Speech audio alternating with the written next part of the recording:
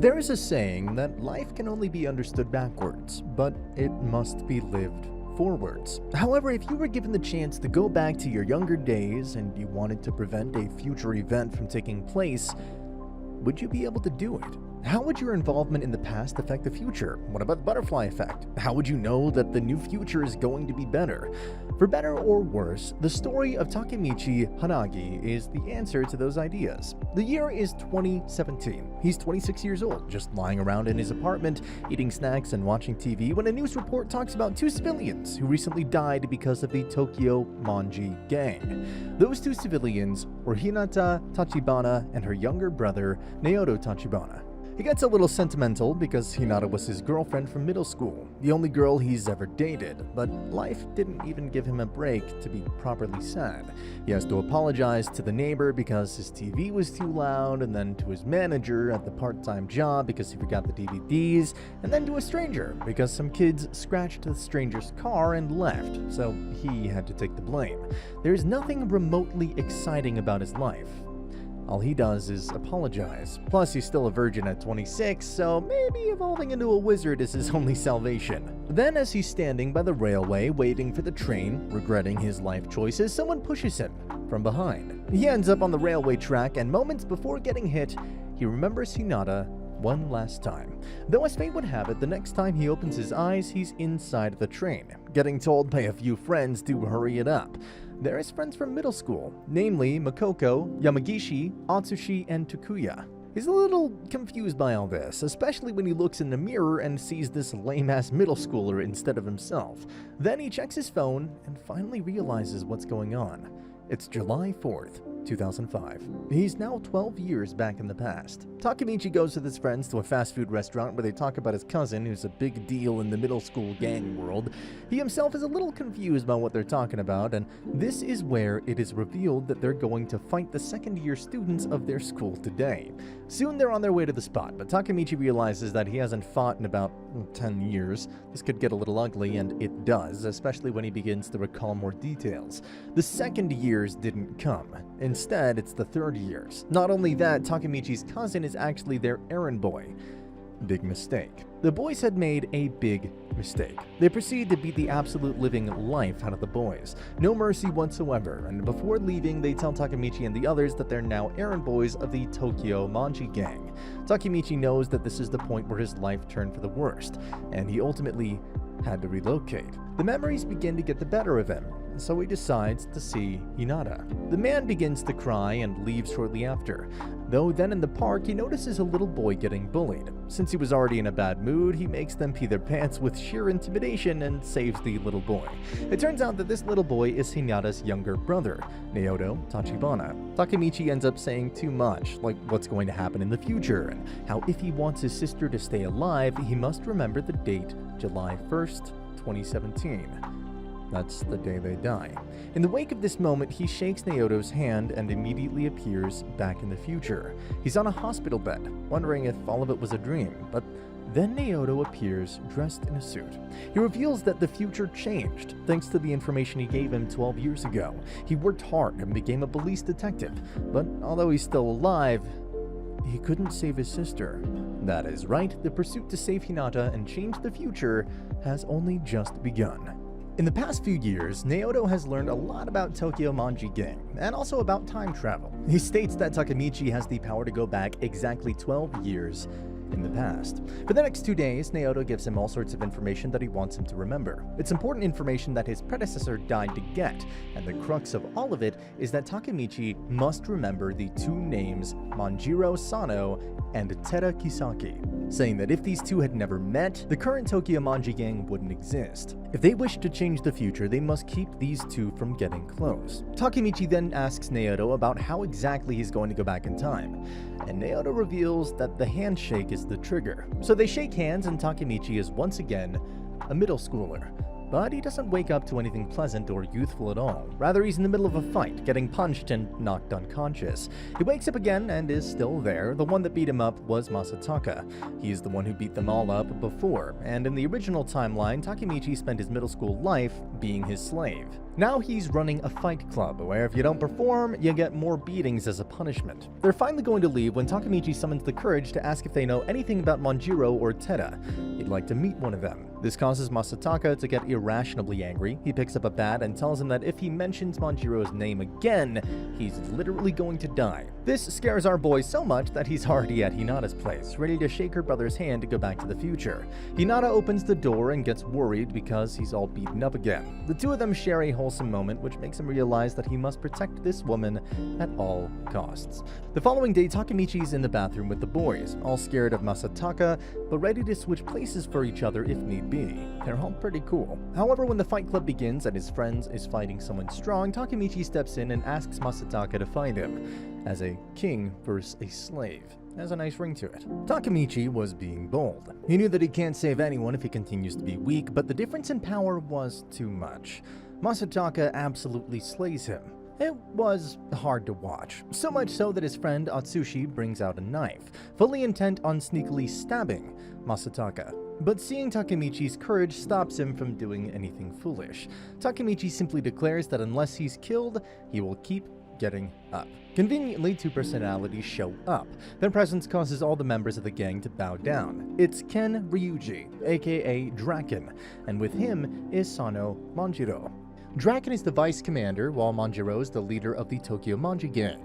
Masataka tries to say a word, but gets kicked by Draken. Looks like he isn't nearly as important as he thought he is. Manjiro, on the other hand, asks for Takemichi's name, and then declares that from this day onward, Takemichi is his friend. And this just leaves everyone lost for words. He then does to Masataka what Masataka was doing to Takemichi. It was punishment for running a fight club under their noses. The next morning, Manjiro pulls up to Takemichi's school to see him, but Hinata sort of misunderstands the situation. She thinks Manjiro is the one who's been beating him up these past few days, so she slaps him. She slaps Manjiro for the sake of Takemichi. Darren doesn't like this, but Takemichi steps up for the girl. In the end, the misunderstanding is cleared up. Hinata apologizes, and Takemichi then goes on with Manjiro and Draken. They ride bikes and enjoy the wind. Things seemed alright at that time, but Takemichi didn't know that he had just passed by Kisaki Teda on the road. When the day is over, Takemichi feels as though Manjiro isn't the type of guy who would kill Hinata in the future, so he wonders what exactly changes things so much. Now, while Takemichi is enjoying his time with Hinata, there are some fireworks outside. They go out to the roof to enjoy, and he kinda tries to reach for her hand, but accidentally grabs her brother's hand instead, and this causes him to return to the present. You bet that Naoto isn't very pleased that Takemichi's return to the present was this random. As long as he'll be in the present, time will continue to flow in the past. If he spends a week here, a week will have passed back in the new timeline as well, which means that their fate is now in the hands of his young and naive self, until he gets back. Anyway, maybe things have changed now that he's become friends with the literal Sano Manjiro. He also mentions that Manjiro can't be evil. He's too much of a Chad to be evil. So they decide to see Manjiro, and to that end, they meet Atsushi. He's the one who's going to stab Masataka to save Takemichi, but thanks to Manjiro and Draken, he never had to. The good news is that Atsushi is now part of the Tokyo Manji gang's upper echelon. Maybe he can get them in touch with Manjiro. Atsushi seems kinda worn out. Takemichi jokes around that he must have a lot of money considering his position in the gang, but he replies that there are things which money can't buy. He goes on to say that it was him who pushed Takemichi onto the railway track, though of course Naoto then saved him, almost as if he knew it would happen. This causes Atsushi to blow our minds by deducing that there's time travel involved. Good. Takemichi's having a hard time processing all this, but Atsushi keeps dropping bombs. He explains that he's now basically Kisaki Teda's soldier.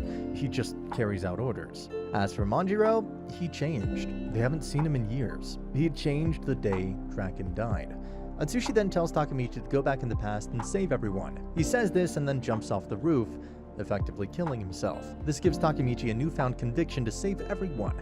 He asks Naoto to look into Draken's death and also Kisaki Teda, because it's him who ruined everything. While Takemichi realizes that he has been fired, Naoto looks into Draken's death. He died on August 3rd, 2005. There was a big gang fight, during which he was stabbed to death. Saving Draken is crucial to saving the future, and so Takemichi shakes Naoto's hand with the intention to make sure nothing happens to Draken. Though the next moment he opens his eyes, there's a half-naked beauty right on top of him. He runs away and is found by Hinata. There's an awkward moment because he doesn't want her finding out about all this. Anyway, Draken informs him to come to the shrine because there's a gathering, and Hinata decides to tag along. Once there, Draken tells him that this is no place for girls. He then calls a girl and asks her to protect Hinata if need be, since she is Takemichi's girlfriend. Takemichi's taken aback because it's that girl from before. The situation immediately complicates when she mentions how Takemichi made her undress until she was just in her underwear and then ran away. Hinata very obviously doesn't like this, she beats him up and leaves. As for that girl, her name is Emma, and she doesn't really care about Takemichi. She just wanted Draken to get jealous or something like that. Okay, so the meeting begins. Manjiro states that their gang will be fighting a rival gang, Mobius, on August 3rd, so I guess it's Mobin time. Their mother did something heinous to a friend of the 3rd Division captain named Pa Chin. He beat him up, did his girlfriend right in front of him, and also assaulted his family. No joke. This is serious, and the entire gang is ready for war. Later, when Manjiro, Draken, and Takemichi are hanging around, they go to the hospital to see Pa Chin's friend's girl. She's been unconscious for 5 days. Her parents, understandably, call Manjiro all sorts of slurs, but he bows down and apologizes. The reason he can act so sophisticatedly is because he has Draken on his side. There's a flashback which reveals that Draken was born in a brothel. He never knew who his father was, and his mother abandoned him. He used to be made fun of and ordered around by the big bullies, and this led him to finding Manjiro. Manjiro liked Draken, and they started hanging out with each other, and have been best buds ever since. Takemichi then goes back to the present and meets Nobutaka together with Naoto. He's the former commander of the gang called Mobius, and the one who did what he did to Pa Chin's buddy. Right now, the man is timid and weak construction worker who can't finish his sentence without apologizing. He answers Takemichi and Naoto and explains that the event was manipulated by someone else. He was a pawn in the game, and Draken's death was simply a means to an end for that person. Realizing this, Takemichi returns to the past and braces himself to tell Manjiro, nicknamed Mikey, that there's a greater game involved in all of this. He wants Mikey to give up on the fight, but of course Mikey would never do that considering what the gang did to their friend. Before long, the leader of Mobius, Nobutaka, shows up with his men, and it's about to go down. He hits Takemichi. Pa Chin steps up with a desire to fight Nobutaka all by himself, and Manjiro tells the rest to just watch. Sure, Pa Chin gets defeated, but he doesn't lose. Manjiro knocks Nobutaka with a single kick and tells everyone that as long as he's with them, they will never lose. In his final attempt, Nobutaka tries to attack them with a broken bottle, but Draken easily stops him. And that's it. Mobius lost. Draken declares that they will now be under the Tokyo Manji gang from here on out since the members had lost their will to fight. Takemichi knows from his knowledge of the future that this fight was going to lead to something big, but he's surprised to see everything getting resolved so easily. Only that wasn't the case. Pa Chin then pops up again and stabs Nobutaka Osanai. He apologized to Manjiro while everyone runs because the police soundtrack was already here. Takemichi passes out while running. He soon wakes up, but in a hospital, and with Emma. She mentions that Draken and Manjiro are fighting, which gives Takemichi an extremely bad feeling. Then back at home, he starts solving a puzzle to distract himself from the truth when his friends show up and talk about how the gang is not looking good. Conveniently, Draken also shows up at his house. He has a watermelon. He tells Takemichi how Nobutaka didn't die, which means Pa Chin only has to serve 1 year in prison.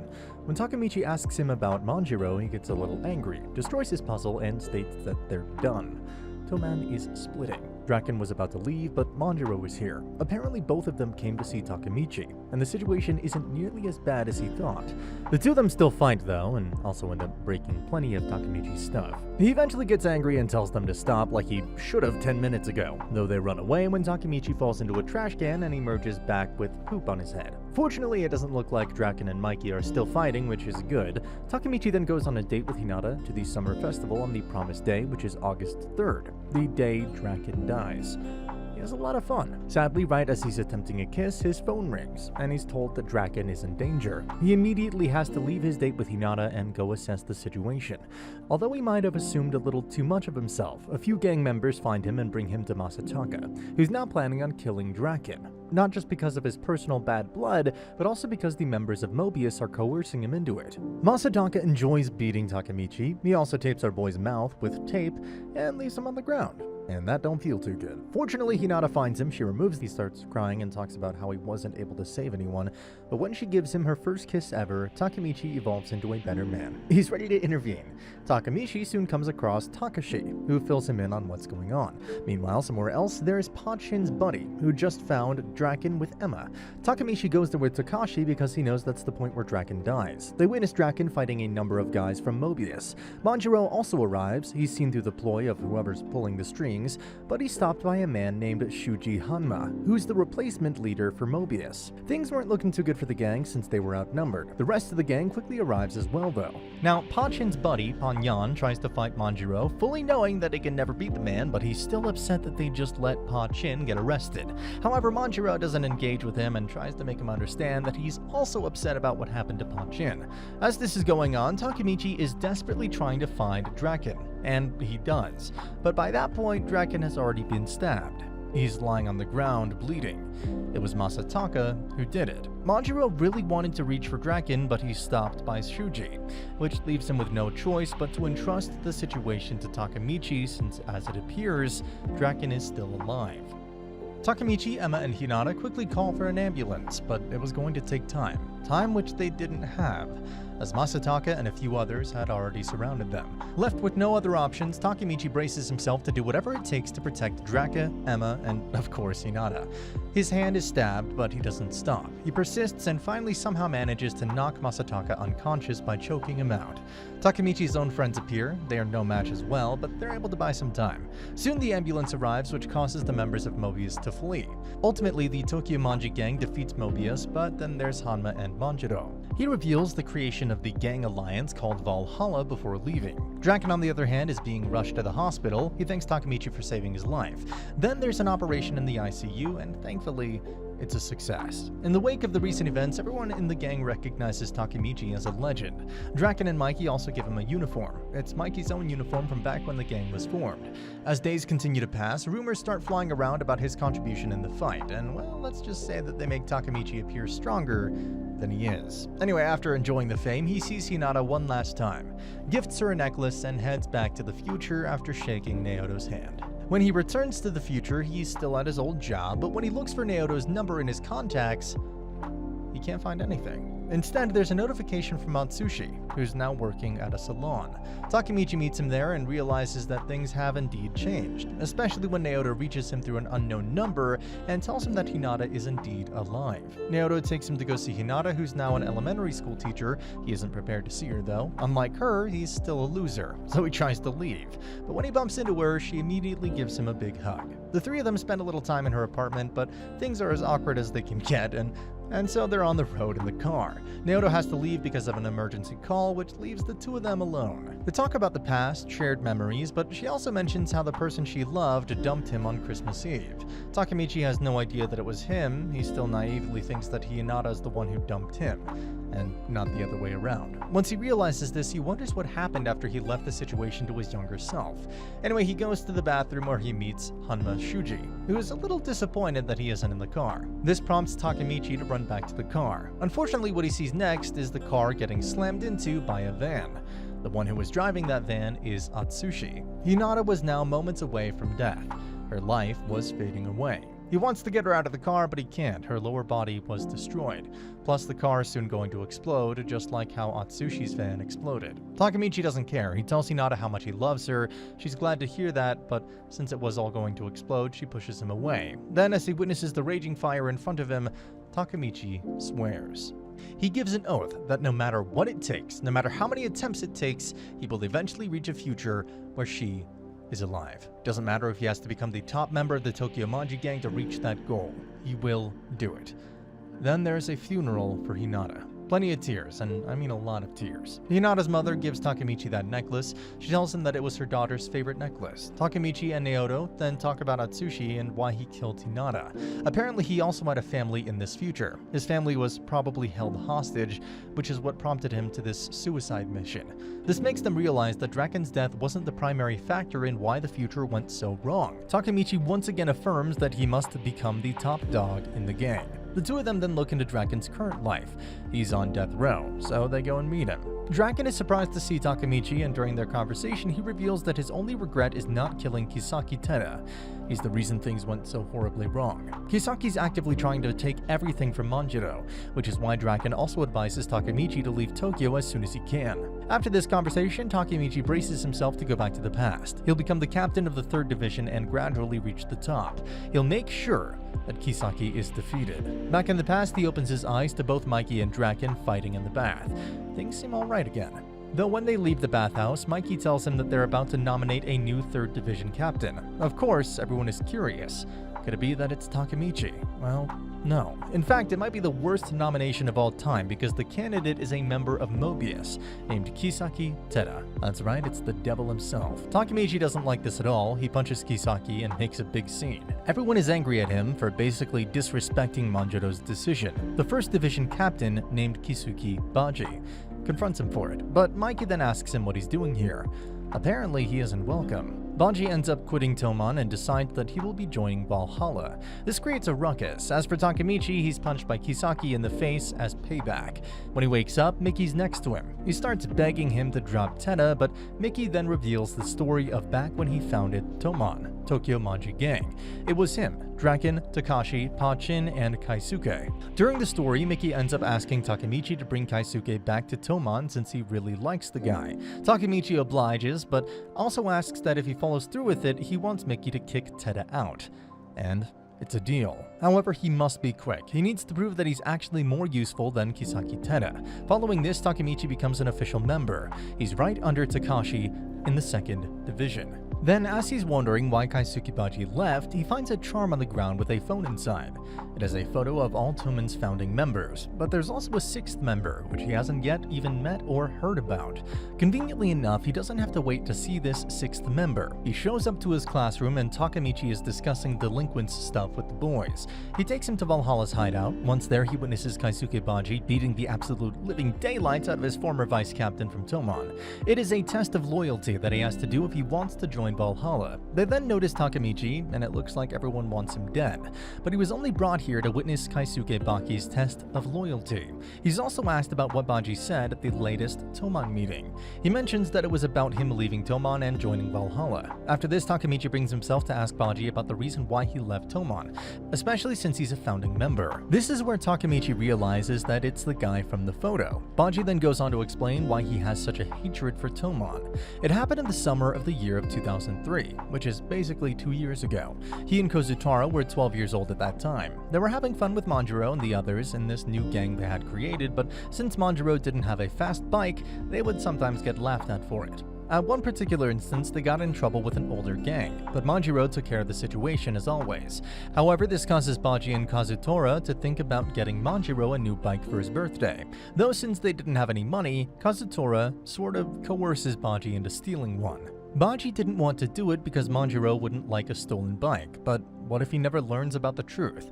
So they break into the shop and begin to unshackle the bike. Coincidentally, the shop owner notices that someone's robbing the shop. He approaches to see who it is, but just as Kaisuke realizes that the owner of the shop is Shinichiro, Kazutora hits the man on the head with a weapon. Baji hesitantly tells Kozutara that this man is Manjiro's older brother. They panic because Shinichiro is no longer breathing. The panic turns into a feeling of easiness so destructive that Kazutora concludes that since he did this for Manjiro, it's Manjiro's fault. Manjiro arrives when the police are at the scene, and before he learns what happened, he sees Baji apologizing profusely while Kazutora is actively mumbling that he'll kill Manjiro. Kazutora was then sent off to juvie, but now that he's out, they're ready to kill Manjiro. Baji is given a Valhalla jacket, and Shuji Hanma then tells Takemichi that Tomon and Valhalla will fight on October 31st. In an abandoned parking lot. That night, Takemichi understandably had a hard time going to sleep, though the next morning he meets a guy named Chifuyu, the vice captain of the 1st Division, who was violently beaten up by Baji. They then talk, and the man reveals that the only reason Baji joined Valhalla is because he wants to expose Kisaki for the demon he is. He's not a bad guy in all of this. Next, they meet Draken and Mickey at the graveyard, where Takemichi talks about Mickey's brother's death. Of course, Mickey and Draken both understand that it was an accident, but of course, Mickey's heart just isn't ready to accept it all. Following this, Chifuyu and Takemichi partner up to help Baji. They also go visit Nobutaka Osanai, who reveals that yes, it was Kisaki who manipulated the fight on August 3rd from behind the scenes. Hearing this firsthand, the two of them come to a not-so-unreasonable conclusion. The true leader of Valhalla is actually Kisaki Teda. Takemichi wanted to confirm this fact, so he goes to the present and meets Draken again. But Draken's answer to who is the true leader of Valhalla shocks him. It's not Kisaki.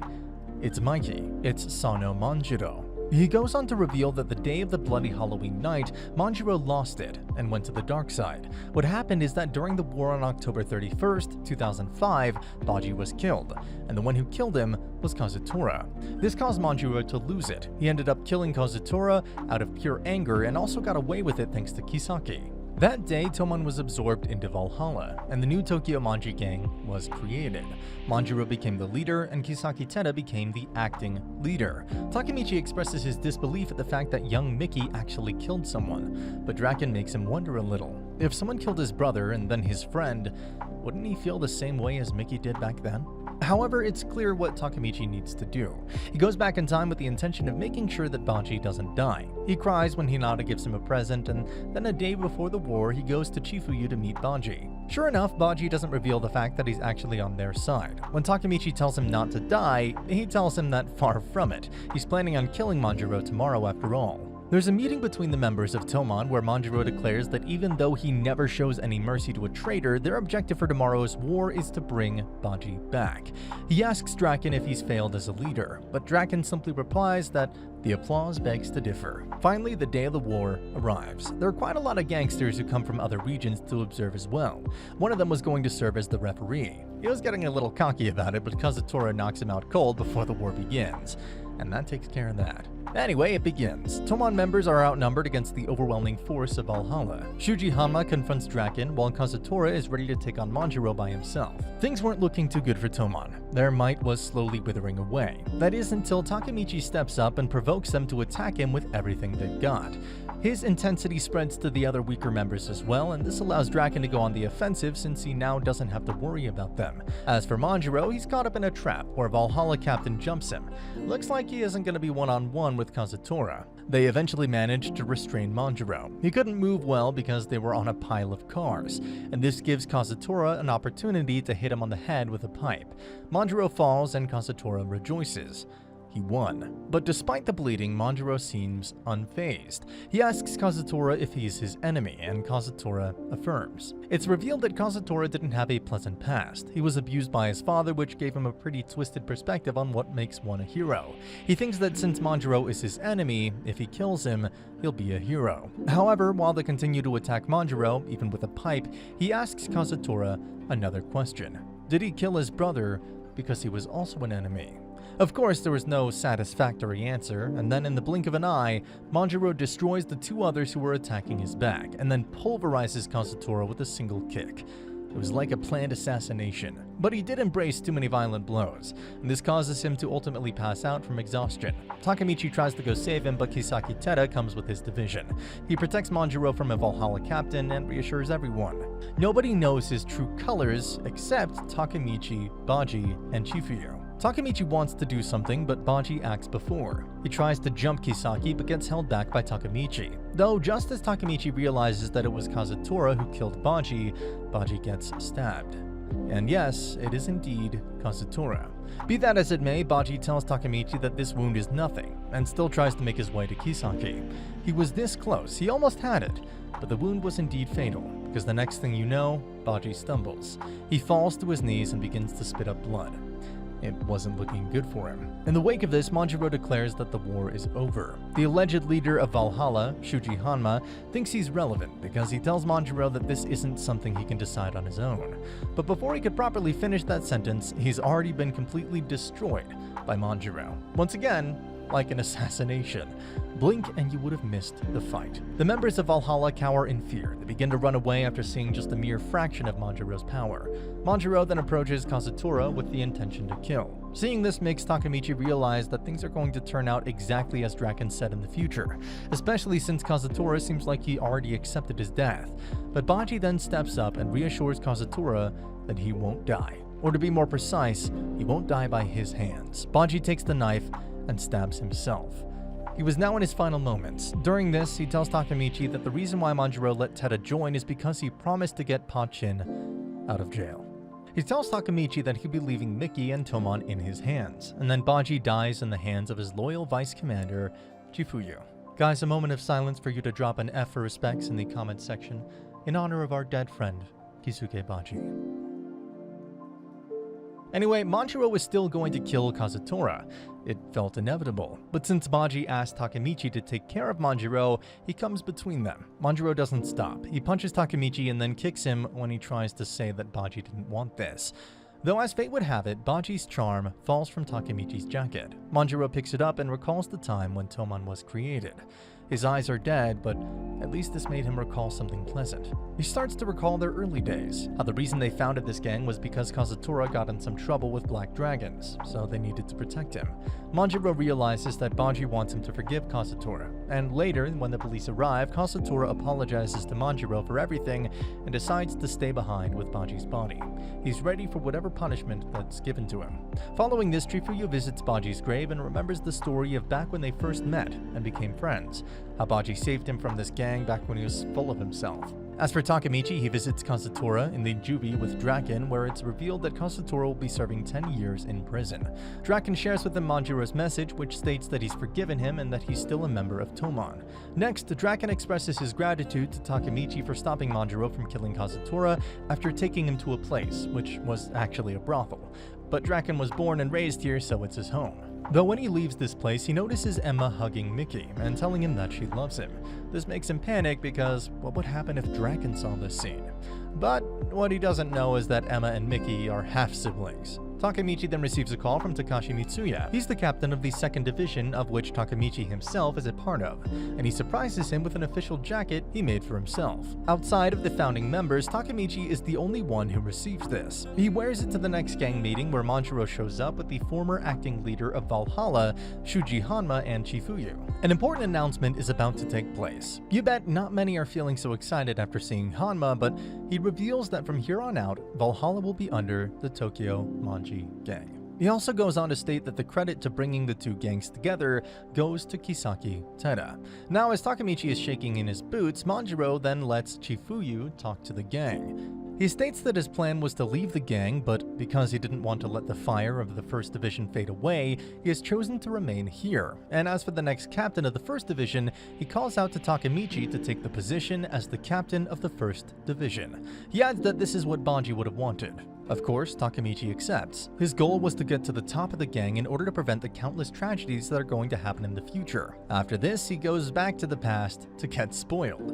And his situation this time around is more surprising than he could have imagined. He's no longer working at that DVD rental shop. Instead, he's the owner. When he comes outside, there's a car waiting for him and all. People are calling him boss, and he has a luxury apartment all to himself.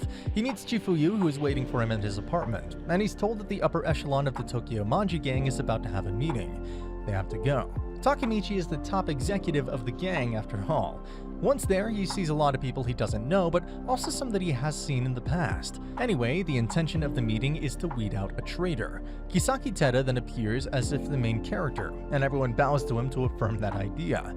He asks Takemichi and Chifuyu for a private moment. They go to a different room where Teda reveals that he was the one who manipulated everything on the bloody Halloween. He states that it was never his goal to kill Baji, and so he apologizes to Chifuyu.